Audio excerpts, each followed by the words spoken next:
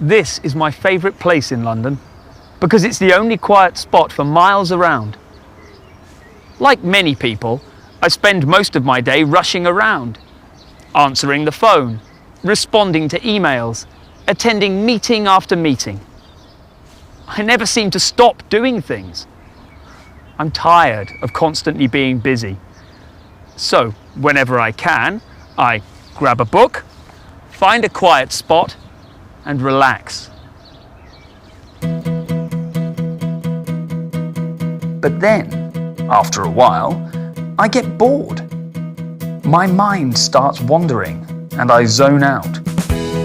So I swap my book for my phone and go online. Then I check my emails, and before I know it, I'm working again. I hate being busy all the time, but I hate having nothing to do too. I think a lot of people feel this way. But isn't this a contradiction? How can we be busier than ever before and still feel bored?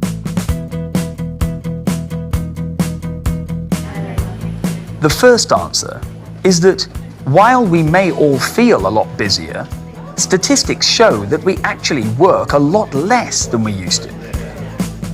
In Germany, for example, people work 41% fewer hours than they did in 1950. In the Netherlands, people work 40% fewer hours. In the UK, people work 24.6% fewer hours. And even in the USA, where working hours are generally longer than in Europe, the average employee spends 10% less time working than they did 65 years ago. So why do we feel busier? One reason might be that the boundaries between our home life and our work life are blurred. In 1950, most people worked in workplaces. So when they were at work, they worked. And when they were at home, they didn't. Today, many of us end up working at home in the evenings, even when we've spent a full day in the office. And that's if we work in an office at all.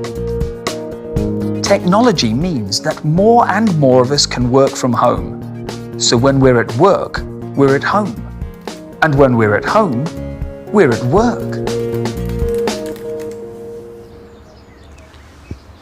Although we're working less, we never really switch off. So we feel busy all the time. And because we're used to feeling busy all the time, we get bored easily. In fact, the modern concept of boredom is relatively recent. The word itself first appeared in the Charles Dickens novel Bleak House in 1852. Over the last 165 years, it has become a popular way to describe tedious situations and activities, perhaps because tedious activities have become increasingly common.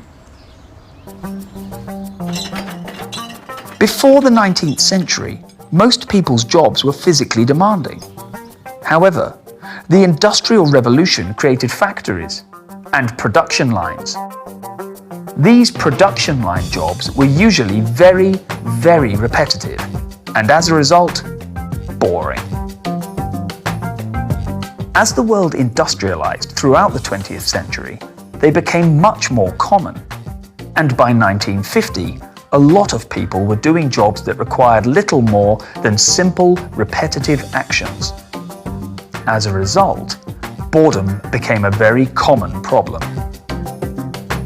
But then, towards the end of the 20th century, the internet arrived. Many people still had boring jobs. They had just swapped the conveyor belt for a computer. But between dull spreadsheets and uninspiring pie charts, they could access all kinds of things, from serious news stories to funny animal videos. Today, thanks to faster internet speeds and mobile technology, we now have access to instant entertainment wherever we are. But does this mean the end of boredom? Well, no. In fact, Many experts say we are more easily bored than ever before. The internet allows us to move quickly from website to website, so the minute we become bored with something, we can change. This culture of instant gratification has resulted in shorter attention spans, and as a result, we quickly become restless.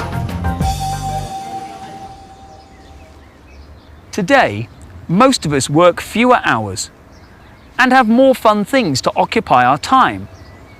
Yet, feelings of both busyness and boredom still persist. But what can we do? It might seem like a contradiction, but these feelings may have a common root cause. We simply do too many things too often.